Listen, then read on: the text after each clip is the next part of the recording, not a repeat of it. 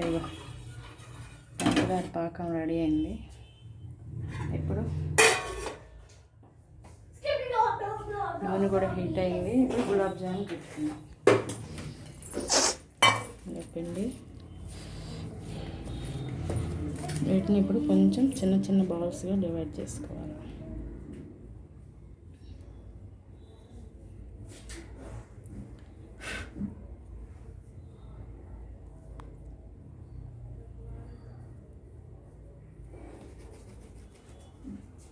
ఇలా డివైడ్ చేసుకోవాలి.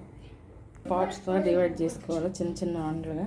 వీటిని కొంచెం చేతికి ఆయిల్ రాసుకొని ఇలా గట్టిగా ప్రెస్ చేస్తూ చుట్టుకోవాలి. ఇలా ఇలా నీట్గా క్రాక్స్ లేకుండా ఇలా. ఇప్పుడు దీన్ని డీప్ ఫ్రైలో వేయాలి.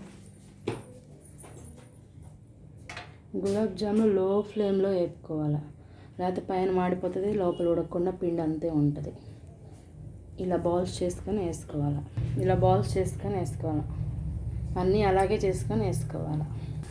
ఇక అన్నీ ఇలా బాల్స్ చేసుకొని వేసుకోవాలి.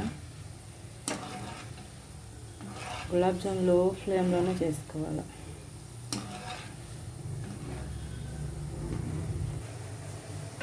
చూడండి గులాబ్ జామున్ ఎలా చేసుకోవాలా. బాగా గోల్డెన్ కలర్స్ కావాలి. ఇలా లో ఫ్లేమ్లో పెట్టుకొని చేసుకుంటే మంచి కలర్ వచ్చింది. లోపల కూడా నీట్గా వస్తుంది, ఉడుకుతుంది బాగా. ఇలా రావాలా. వీటిని తీసేసుకొని వేరే బౌల్లోకి వేసుకోవాలి.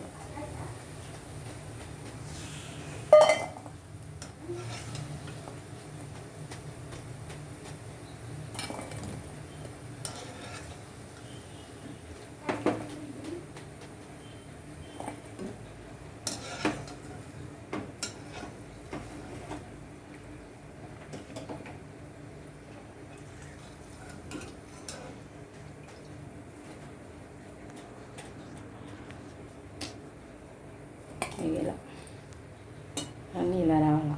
ఇప్పుడు వీటిని పాకం చల్లారిపోయింది. మనం ఫ్రై చేసుకుని ఇందులో వేయాలి.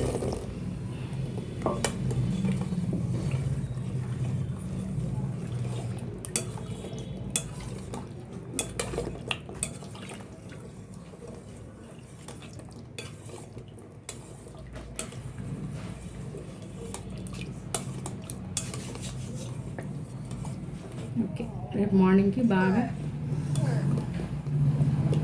నానిపోయి మంచిగా ఉంటుంది. అప్పుడు పాకం అంతా వీటికి పడుతుంది. Okay, gulab jamun is ready.